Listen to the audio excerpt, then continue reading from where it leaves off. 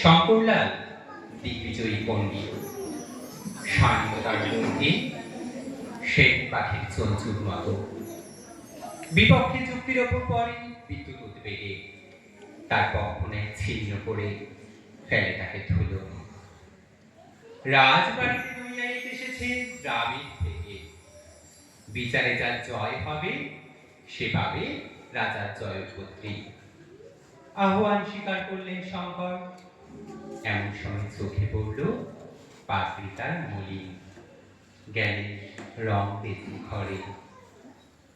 কুসুম ফুলের খেয়ে মেহেদি বেড়ার ঘেরা, প্রান্তেই থাকে জাসিম রংরেজি। মেয়েটা আমিনা, বয়স তার 17। সে গান গায় আর রং বাটে, রঙের সঙ্গে রং মেলায়। বেলতে তার লাল সুতোর চাদর, চুলি তার বাদামি রঙের, শাড়ি তার আসমানি। বাপ কাপড় রাঙায়, রঙের বাটি চুকিয়ে দেয় আমিনা।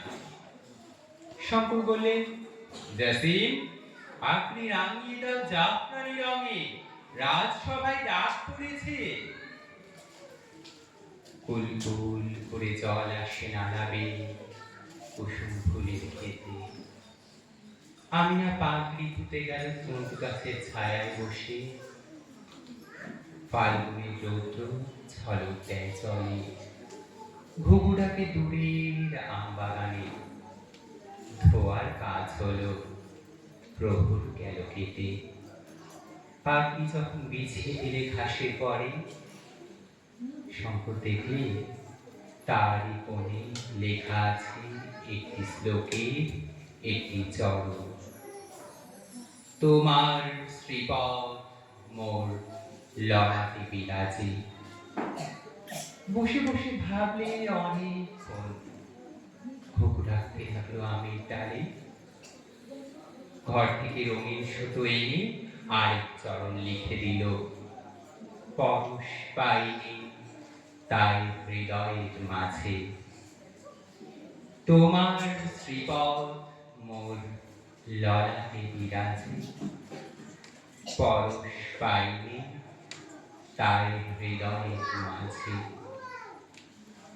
দুদিন গেল কেটে। শঙ্কর এলো রংরেজির ঘরে, বলল, পাগড়িতে কার হাতে লেখা? জাসিমের ভয় লাগলো মনে। সেলাম করে বললেন, পণ্ডিতজি, অবুঝ আমার মেয়ে, মাফ করো তার ছেলে মানুষই। চলে যাও রাজসভায়, সেখানে এই লেখা কেউ দেখবে না, কেউ পড়বে না। শঙ্কর বললে, রংরেজিনী, অহংকারের পাকে ঘেরা ললাট থেকে নামিয়ে এনেছ শ্রীচরণের স্পর্শখানি হৃদয় তলে।